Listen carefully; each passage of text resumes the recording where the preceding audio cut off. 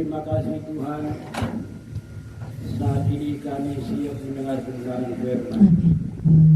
Sucikan hati dan pikiran kami, dan kebenaran firman ini Tuhan boleh tertanam dalam hati kami. Kami mau pakai bertangkat Engkau semasa kesempatan kami hidup-hidupnya ini.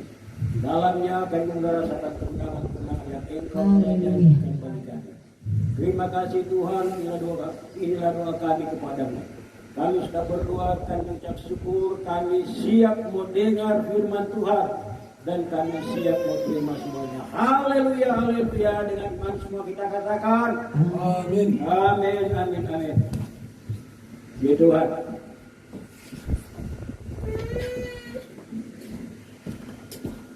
Apa kabar semua? Luar biasa. Salam semua. Puji Tuhan. Semangat berapi-api di zaman ini. Kita harus beribadah kepada Tuhan. Saudara sekalian, kita mau ingatkan keselamatan kita. Jangan lihat ke kiri dan ke kanan. Melihat situasi dunia yang membawa kita pada kebinasaan. Tapi kita lihat keselamatan kita. Kita lihat firman Tuhan yang menjadi kekuatan bagi kita. Saudara sekalian, saya mulai pikir-pikir pelayanan ini hanya jumlah-jumlah yang ada, tapi yang dapat menguatkan kita Yesus Kristus pun, saudara sekalian, yang hebat itu Dia adalah Tuhan, datang ke dunia ini merupakan manusia. Dan saudara-saudara sekalian, tetapi Dia pun melayani orang itu atau melayani manusia itu, saudara sekalian, yang tidak banyak, cuma satu orang Dia layani. Amin saudara, cuma satu orang. Jadi saya pikir-pikir kita ini banyak orang, mau bilang lagi rasa keberatan apa ini? Kita ini cuma satu orang, Tuhan Yesus cuma satu orang, asli Dia layani.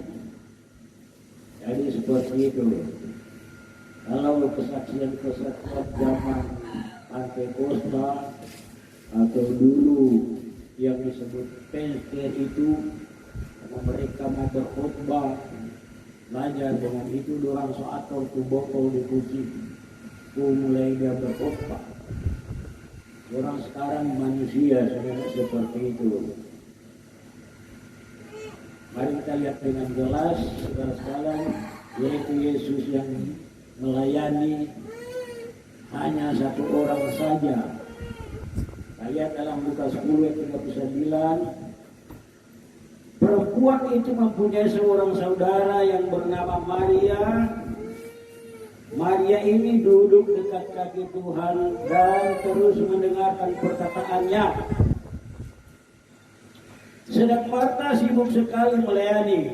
Ia mendekati Yesus dan berkata, Tuhan, tidakkah Engkau peduli bahwa saudaraku membiarkan aku melayani seorang diri?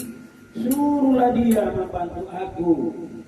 Tapi saudara sekalian, Tuhan menjawab persatu.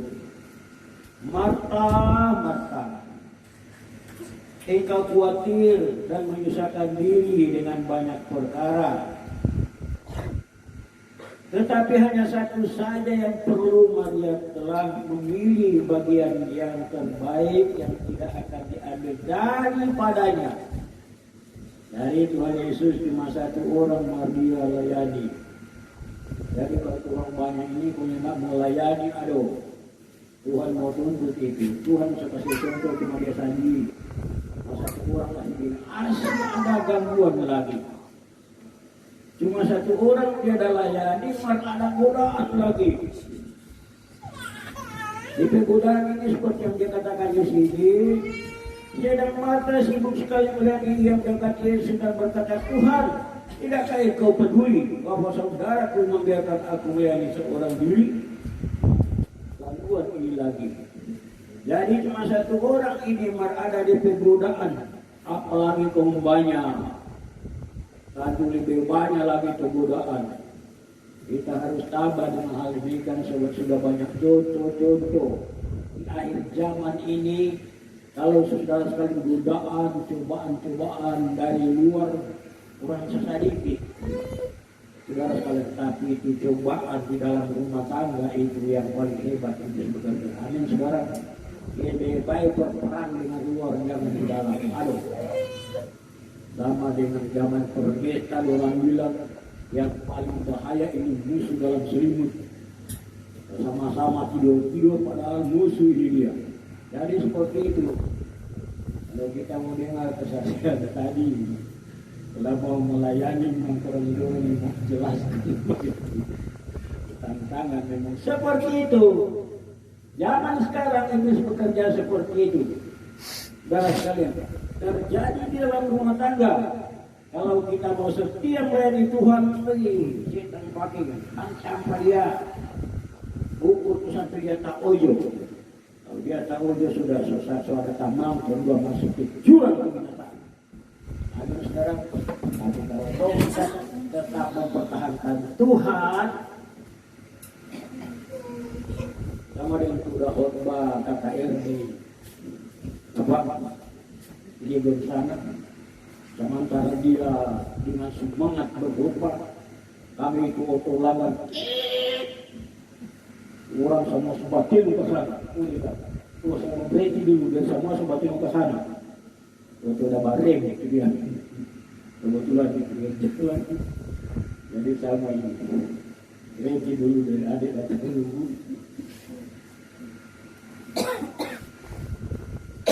Jadi seperti itu saudara-saudara kita di zaman ini. Kalau kita perhatikan firman Tuhan ini menjadi pelajaran bagi kita. Tapi kalau yang penting so dengar, sama bilang kalau di rapat, datang duduk dengar doi pulang. Mana DP penyampaian isu-isu cuma doi. Jadi seperti itu. Saudara yang terkasih dalam Tuhan Yesus Kristus, kalau kita melihat keadaan dunia sekarang ini, begitu baiknya Tuhan terhadap manusia yang ada di muka bumi ini, saudara sekalian, Allah tidak akan bertindak kepada manusia namun sudah berbuat dosa dari zaman itu. Allah tidak bertindak sebelum dia utus nabi-nabi menyampaikan. Jadi Allah juga berkuasa luar biasa, kasih tahu dia sanjung itu DP hamba di perutusan. Dia sanjung. Sebelum dia bertindak, dia perintahkan kepada DP nabi atau orang yang dia suruh, menapi dia akan pada orang, tugur akan pada orang, supaya jangan orang berbuat begitu. Itu kebaikannya Tuhan luar biasa. Kita lihat dalam Amos 3 ayat 7. Amos 3 ayat 7 dia berkata, sungguh Tuhan Allah tidak berbuat sesuatu tanpa menyatakan keputusannya kepada hamba-hambanya para nabi. Jadi saudara sekalian, ini Amos ini. Saudara sekalian, Amos ini telah diberikan hikmat oleh Tuhan sehingga dia mengerti dan dia mengatakan ini. Saudara, Allah tidak akan bertindak sebelum dia kasih tahu pada hamba-hamba. Kasih tahu pada orang, jangan berbuat ini, jangan bajontra. Artinya kalau lupa itu dah, iya toh. Jangan bergoyang, kecuali bergoyang seperti Daud. Itu Tuhan senang. Tapi jangan bergoyang pun. Itu bahaya sekali. Tapi kalau bergoyang seperti Daud memuji Tuhan, Tuhan senang sekali. Jadi, saudara sekalian, kalau kita bergoyang-goyang seperti itu yang diperintahkan oleh Tuhan. Kita borakan pada orang. Nah, pada orang ini sumber buat tidak baik. Tuhan ini ada langsung bertindak. Dia suruh dulu. DP hamba sampaikan itu dia. Inilah menjadi satu pelajaran bagi Amos saudara sekali menjadi satu pengetahuan bagi dia setelah dia merenungkan bahwa di dunia ini Tuhan sudah suruh nabi-nabi beritahukan untuk manusia yang ada ini supaya orang bertobat. Tapi saudara sekalian bukan diterima, dianiaya, bahkan sampai dibunuh. Yang biasanya saya sampaikan itu. Nah, Yesus Kristus pun ingin melihat dan merasakan dengan jelas dia adalah Tuhan, dia menyerupai manusia turun. Siapa tahu dia bilang ke manusia ini mau sadar. Dia kasih dia TP kuasa, bukan hanya sakit, bahkan mati pun dia kasih hidup. Jadi mungkin dia bilang ini manusia mesti sadar, mesti tahu dan taat kepada dia. Tapi apakah terjadi hal itu? Tidak. Dia utus juga DP rasul-rasul, pergi beritakan ini. Orang hanya aniaya lagi. Saudara. Jadi luar biasa ini cinta Tuhan terhadap manusia yang ada di dunia ini. Tetapi sungguhnya manusia tidak menyadari. Itu sebabnya bagi kita yang telah percaya kepada Tuhan, kita harus sadar apa kebaikan Tuhan dalam hidup kita. Kita harus taati dan mempertahankan Tuhan, saudara. Karena saudara yang terkasih di dalam Tuhan, manakala tiba saatnya penghukuman datang, atau manakala tiba saatnya kita diangkat oleh Tuhan, kita tidak bisa kembali lagi datang beribadah. Oh, kita datang beribadah dulu. Kebetulan kita sudah nak jaga beribadah, kita beribadah dulu Tuhan, kasih ampun maksudnya Anda itu dia. Seperti orang kaya itu dengan Lazarus. Orang kaya bilang, Tuhan, ya Abraham, dikasih tahu akan kami saudara-saudara, karena orang tak mengetahui penderitaan ini yang kita alami ini. Tapi Abraham bilang, oh, terbatas kurang. Dan di sana ada firman. Jadi sebenarnya tuh kurang merasa itu penderitaan bukan 1-2 tahun, tapi kekal. Jadi kalau kita merenungkan ini, saudara sekalian, pasti kita akan taat dan setia kepada Tuhan. Karena hidup di dunia ini hanya sementara. Amin, saudara. Seperti itu. Saudara yang kasih dalam Tuhan kita Yesus Kristus, ini yang Tuhan perintahkan bagi kita. Atau saudara sekalian, bagi saya, beritakan itu semua. Sampaikan itu. Dan kalau kita suruh mati, sudah tidak lagi memberitakan itu. Tapi sudah membawa berkat bagi kita dan bagi seluruh yang percaya kepada Tuhan. Amin, saudara. So, membawa berkat itu, so sehat, senang semua, kalau semua setia. Kalian kalau orang semua setia ini, yang tidak mau tercerai, semua mau satu jalan. Surga yang kekal menanti kita. Orang pada pengantin biasanya itu. Nanti kurang mulia, kurang sama-sama ini pengantin ke surga itu. Seperti itu. Seperti saya dan KPSS di pesta pengaruh si Pak Kukil di sana di pesta. Orang bertepuk tangan semua dunia. Jadi seperti itu betul dalam ini. Mau bersatu masuk kerajaan surga. Amin, saudara. Oh, haleluya. Jadi kalau kita di dunia ini senang-senang kau mulai masuk surga, aduh, memang luar biasa. Aturan sama dunia ini, senang-senang baku dapat lagi di surga, aduh. Mari jangan kemari dari semua ke surga. Oh, Yesus tanya, kayak mana Agus ini dia? Ya nggak di surga dia ini dia. Coba dia di sebelah sana, dia ada di situ. Oh, nggak ada dia, aduh. Jadi neraka dia. Jadi seperti itu. Jadi dunia ini kita harus sehati sekata, istimewa sehati sekata di dalam mempertahankan Tuhan. Jadi saudara sekalian, Amos diutus oleh Tuhan menyampaikan berita-berita itu yang diutuskan oleh Tuhan, berita-berita keselamatan bagi orang Israel pada saat itu. Saudara sekalian, dia bukan orang sekolah Alkitab atau orang pandai dan sebagainya. Dia kasih yang cuma ada kumpul-kumpul buah-buah di hutan karena dia beternak. Dia cuma kumpul-kumpul. Jadi saudara sekalian, kemudian dia dipanggil Tuhan untuk menyampaikan itu berita-berita daripada Tuhan. Berita bukan, saudara. Jadi kita lihat ayatnya sebentar. Lalu setelah dia menyampaikan semua itu, goncang umat Israel pada saat itu, yaitu sebagaimana kita lihat dalam Amos 7 ayat 10. Lalu Amasya imam di Betel menyuruh orang menghadap Yerobeam, raja Israel, dengan pesan Amos telah mengadakan persepakatan melawan Tuanku di tengah-tengah kaum Israel. Negeri ini tidak dapat lagi menahan segala perkataannya. Jadi saudara sekalian, luar biasa. Ini Amos ini orang paling kecil dari tanggung, dia disampaikan berita kegoncang umat Israel pada saat itu. Sehingga saudara sekalian itu imam itu dia tidak setuju, dia tidak senang apa yang disampaikan oleh Amos pada waktu itu. Sehingga saudara sekalian dia beritahukan para raja Yerobeam. Dia kasih tahu itu Amos punya perkataan. Jadi saudara sekalian, ini tetap berlaku sampai hari ini dan seterusnya. Saudara, kalau kita melihat saudara sekalian di dunia ini, banyak pendeta yang luar biasa hebatnya di dunia ini, saudara. Banyak.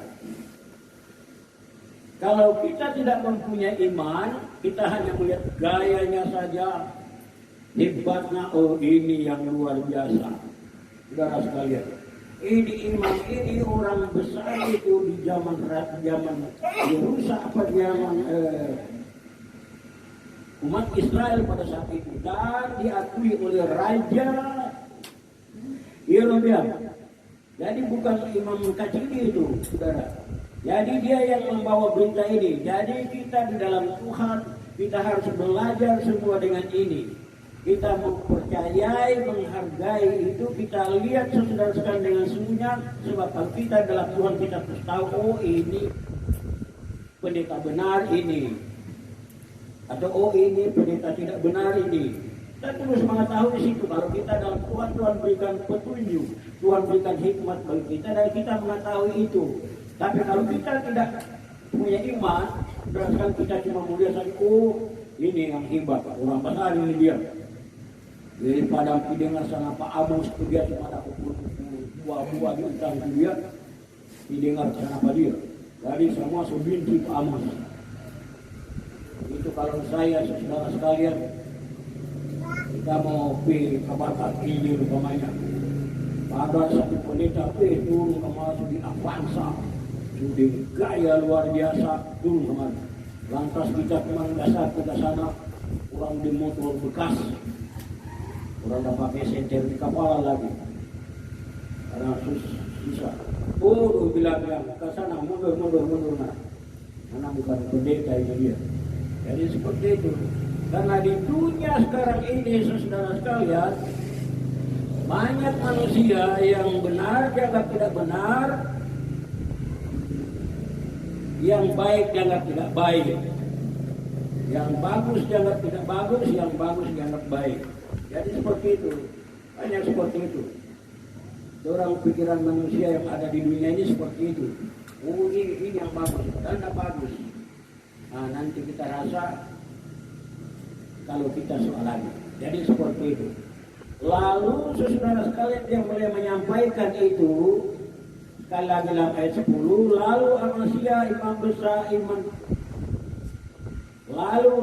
Amasya imam di Betel menyuruh orang menghadap Yerobeam, raja Israel, dengan pesan, Amos telah mengadakan persekapatan melawan Tuanku di tengah-tengah kaum Israel. Negeri ini tidak dapat lagi menahan segala perkataan yang luar biasa. Luar biasa Amos berkata itu, saudara. Sehingga goncang umat Israel pada saat itu. Lalu raja bertanya kepada dia dalam Amos 11, sebab beginilah dikatakan Amos. Ini laporan ini dari imam. Sebab beginilah dikatakan Amos Yerobeam akan mati dibunuh oleh pedang dan Israel pasti pergi dari tanahnya sebagai orang buangan. Loh, tidak nak goyang ini Amos bicara ini. Raja ini pun dia akan dibunuh. Goncang juga dan Israel goyang semua pada saat itu.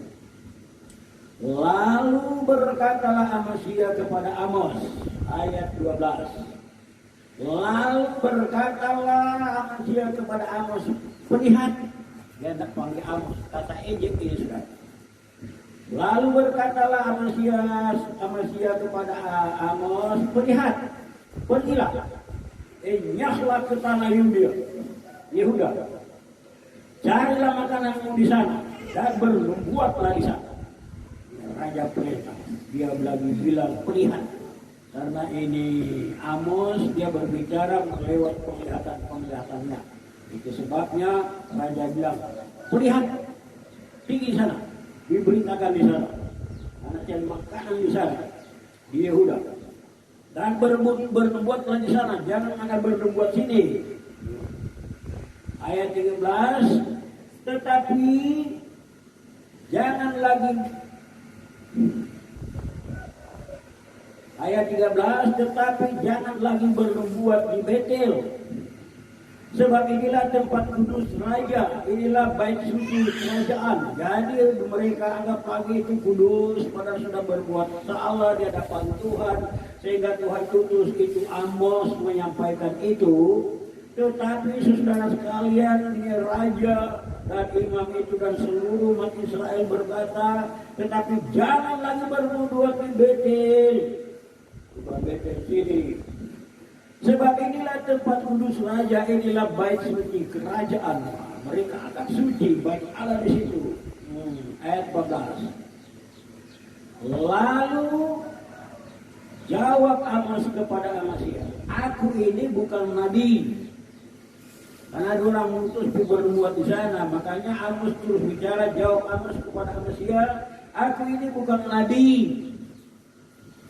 Ia jelas-jelas atau terang-terang, aku ini bukan nabi, dan aku ini tidak termasuk golongan nabi. Ia tidak termasuk golongan nabi, artinya tidak termasuk dengan saudara-saudara nabi-nabi. Kira-kira seperti itu, dia nak saudara kita dengan nabi-nabi, dia nak ada hubungan dengan nabi. Yaitu dia berkata kepada Amasia, aku ini bukan nabi dan aku ini tidak termasuk golongan nabi. Melainkan aku ini seorang peternak dan pemungut buah ara hutan. Jadi dia cuma orang peternak, saudara sekalian, memungut buah ara hutan. Karena dia peternak cuma piara domba, kambing dan sebagainya. Lalu dia katakan dalam ayat 15, tetapi Tuhan mengambil aku dari pekerjaan menggiring kambing, domba, dan Tuhan berfirman kepadaku, pergilah berbuatlah terhadap umatku Israel. Jadi dia Tuhan panggil, Tuhan utus, pergi berbuat sana. Jadi bukan dia, bukan lagi apa semua, dia cuma pengut buah hutan karena pemeliharaan kambing dan domba. Jadi Tuhan panggil pada dia, berbuat di sana. Dia kasih tahu para raja. Maka sekarang dengarlah firman Tuhan. Ayat 16, maka sekarang dengarlah firman Tuhan, engkau berkata janganlah berbuat menentang Israel dan janganlah ucapkan perkataan menentang keturunan Israel. Ayat 17, sebab itu beginilah firman Tuhan, istrimu akan bersundal di kota dan anak-anakmu laki-laki dan perempuan akan tewas oleh pedang. Tanahmu akan dibagi-bagikan dengan memakai tali pengukur. Engkau sendiri akan mati di tanah yang najis, dan Israel pasti pergi dari tanahnya sebagai orang buangan. Jadi saudara sekalian, inilah. Jadi saudara yang dikasih dalam Tuhan kita Yesus Kristus, jangan anggap remeh kalau apa yang disampaikan oleh kebenaran firman Tuhan. Saya menyampaikan semua ini firman Tuhan, bukan pribadi saya, bukan maksud saya yang dipikirkan, tapi firman Tuhan. Jadi saudara sekalian, jangan anggap remeh Saya tidak bilang saudara Are anggap remeh, tetapi saudara sekalian itu merupakan penyampaian sebelum terjadi. Jangan anggap remeh orang yang menyampaikan kebenaran firman Tuhan, karena itu diutus oleh Tuhan. Amin saudara. Kalau kita lihat khotbah satu itu dia luar biasa menyampaikan firman Tuhan, itu saudara luar biasa. Itu diutus oleh Tuhan, sampaikan. Itu diperintahkan oleh Tuhan. Jadi jangan anggap remeh. Kalau kita saudara sekalian anggap remeh, maka Tuhan akan anggap remeh kepada kita, saudara. Dan tidak ada arti kita selalu beribadah, lantas kita tidak mengerti segala apa yang disampaikan oleh Tuhan lewat kebenaran firman Tuhan. Jadi jangan anggap remeh. Atau dia bilang jangan pandang enteng. Orang biasanya kalau pandang enteng itu dia bukan lagi cuma tanah nipis, itu dia memangnya tidak di tanah, beton di dalam itu dia. Karena anggap remeh, tidak mau mendengar. Jadi seperti itu. Jadi saudara yang dikasih dalam Tuhan kita Yesus Kristus, apa yang akan terjadi manakala hal ini terjadi di dalam hidup kita, maka sesal kemudian tidak ada guna. Amin saudara. Kemudian 10 tahun orang kenal Tuhan, punya tidak selamat, aduh. Sudah 10 tahun orang kenal Tuhan, punya tidak mau selamat, aduh. Bahaya itu di api yang sudah dijanjikan oleh Tuhan akan dicampak lautan api. Aduh, kalau kita selalu pikirkan itu, selalu kita mengingatkan jiwa kita, dan selalu pasti kita akan taat kepada Tuhan. Pertama yang Tuhan mau menolong kita, kalau kita taat di dalam doa. Doa adalah akar kehidupan bagi setiap orang yang percaya. Amin saudara.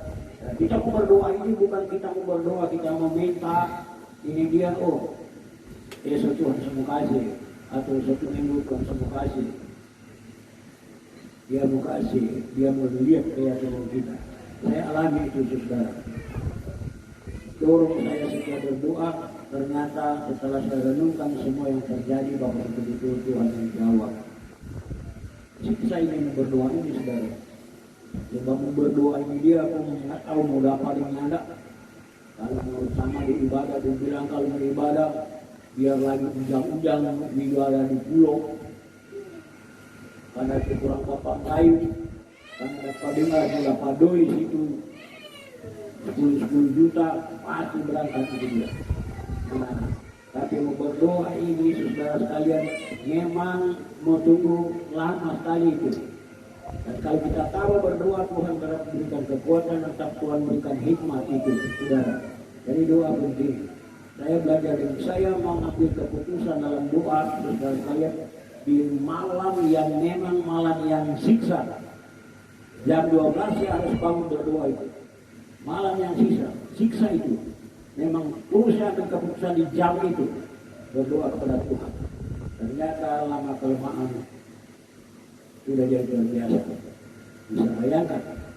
Berdoa di tengah malam jam 12 dengan cucuran air mata. Karena saya menyadari janji-janji Tuhan.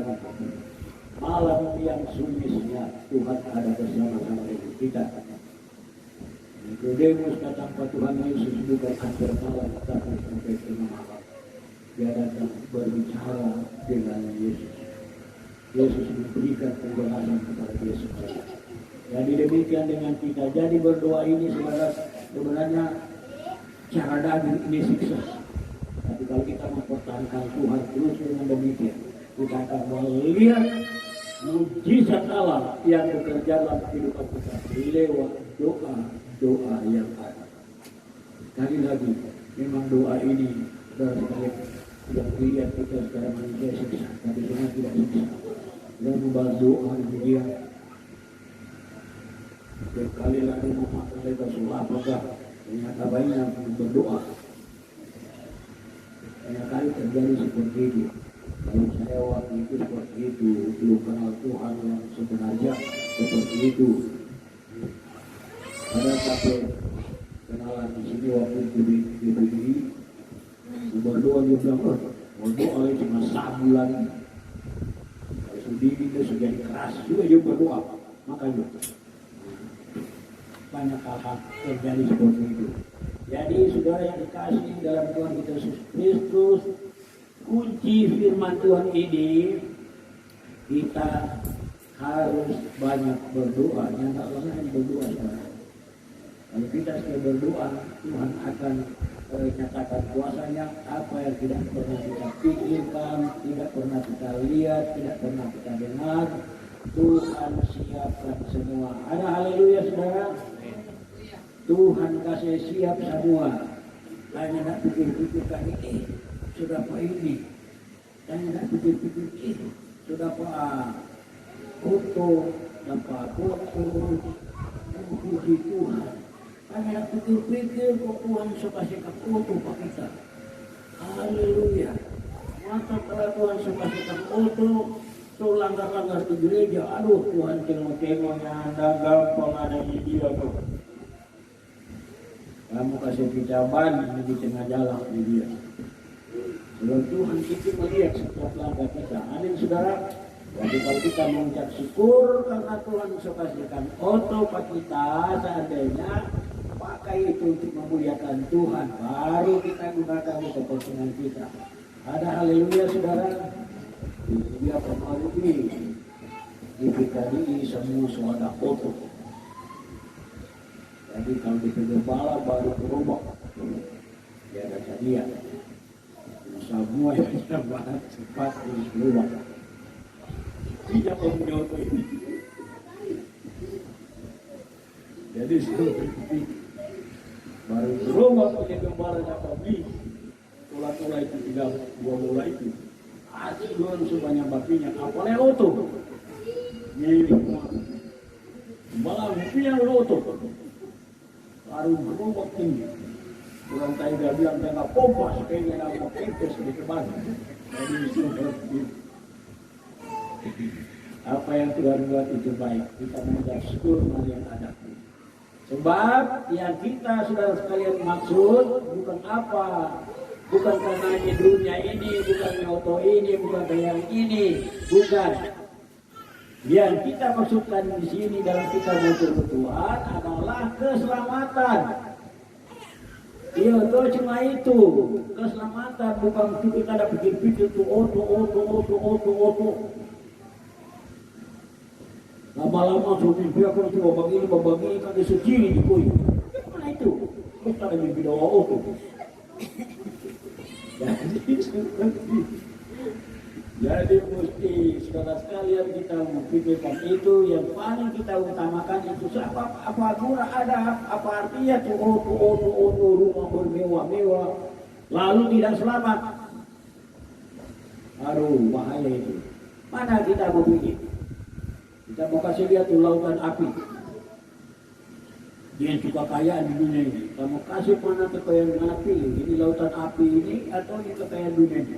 Kalau Tuhan kasih dia seperti itu, pasti kita bilang, ini, jangan dilakukan api juga. Di surga yang kita perlu. Tidak perlu dengan kekayaan. Jadi seperti itu. Jadi, cuma itu. Ya, percaya firman Tuhan ini sudah masuk semua di dalam hati kita. Kita boleh praktek di dalam hidup kita. Saudara, untuk kita masuk pada kebenaran yang kekal. Karena kita ini sisa-sisa hidup ini banyak tantangan. Banyak sekali tantangan. Saudara, hadapi di rumah tangga ini memang banyak tantangan sekali. Ada lain paling kasihan masuk kota tidur sarap yang di bahasa bunyi. Saya tidur sarap. Di bahasa bunyi lagi kemudian pasus kemarin. Jadi seperti itu. Jadi kurang laki-laki semua ini dia pakai Kopassus. Pasti itu dia. Jangan lihat ini. Kalau rupa Ibu Ita ini yang dia kecil, hasil dia pun tahu dia terbang dia. Jadi jangan lihat dia kecil. Jadi cuma subuh bertobat sama kami saudara. Tapi kalau belum bertobat ya dia kaciri. Memang pun tahu dia bukan cuma latihan apa, tentang terbang. Jadi seperti itu.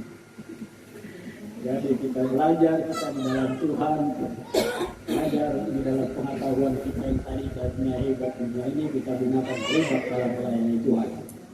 Amin saudara, hebat dalam melayani Tuhan dan hebat untuk memenangkan jiwa, bukan cuma melayani tapi memenangkan jiwa.